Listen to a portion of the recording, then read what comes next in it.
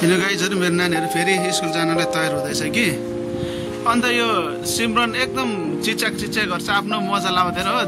भाइ बहिनीको मजा लगाइदिन्छ नि, आफ्नो मजा कता कता हाल्छ नि, चिच्याउँछ, बोक्सी जस्तो चिच्याउँछ।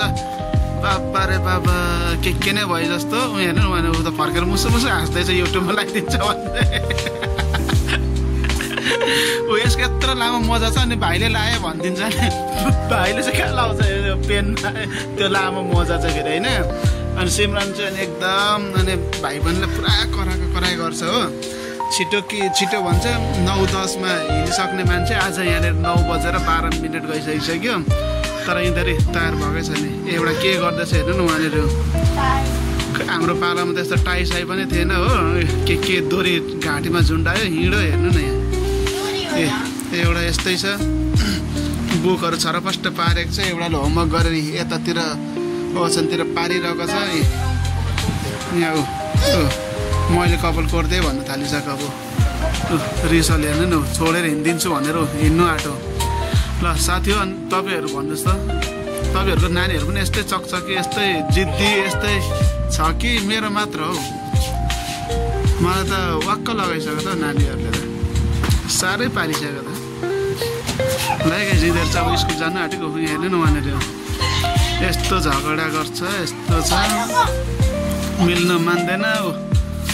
दाजु बहिनी दिदी झगडा गर्यो, हिँड्यो खाली, चिच्यायो, करायो। यस्तै छ है साथी हो।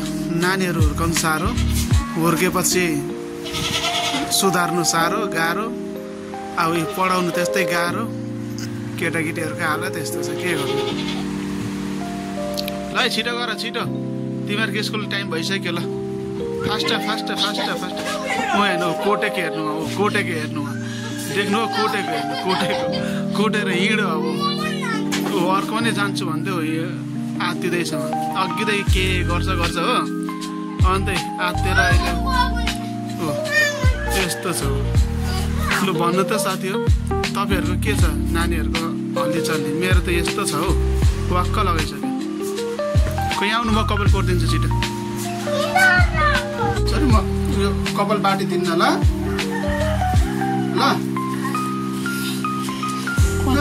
छोरो टिफिन भएन भनेर रुँदै आइरहेछ साथी हो। नानीको कपाल कोरिदिनु पर्यो। कृष्ण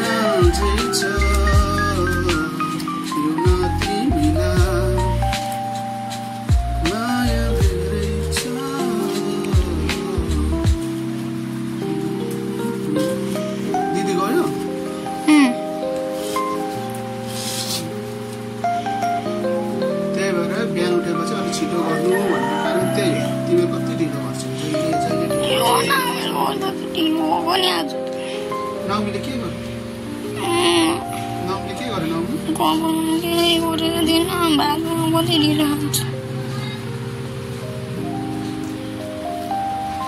अनि तिमीहरू दादा दिदी भएको के काम? छिटो गर्नु लाउनुपर्छ कति नि त। नौमी पनि किन यति ढिलो गरेको? नौमी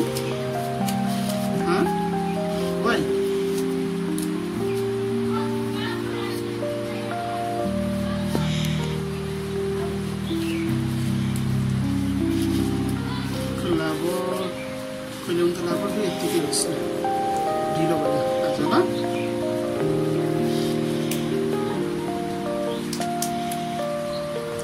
टाई दादाले जाँदा जाँदै बनाइदिनु ल। घरमा बनाउँछु, म्यामले बनाइदिनुहुन्छ।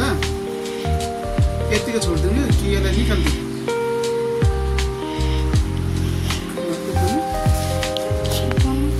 मेमलाई बनाइमा त्यसो भए ल।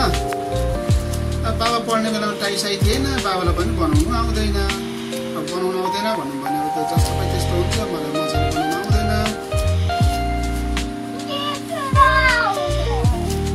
दिदीलाई आउँछ नि के हो? तिमीहरूको दिदी जस्तो छैन त, हेर्दैन त के गर्छ दिदीले? तिमीहरू ढिलो गर्छौ भन्नु, ढिलो गरेपछि छोडेर हिँडिदिन्छ। साइड लागेर बाटो अनि हिँड्नु है ल।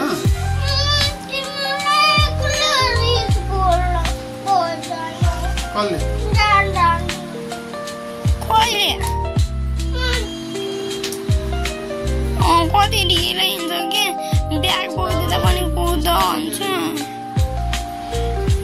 कति ढिलो ढिलो हुँदैन तिमीहरूको स्कुल ढिलो हुँदैन कति बजे घन्टी लाग्छ मलाई थाहा हुँदैन तिमीहरू यहाँदेखि आत्तेर जान्छौ के नै भने न पढाइ राम्रो ल्याओस् हो जानु चाहिँ आत्तिन्छ स्कुल जानुलाई के नै भयो जतिको स्कुल त जानु कि तर त्यस्तो आत्तेर बिस्तारो जानु पनि हुन्छ पुगिन्छ टाढो छैन नजिकै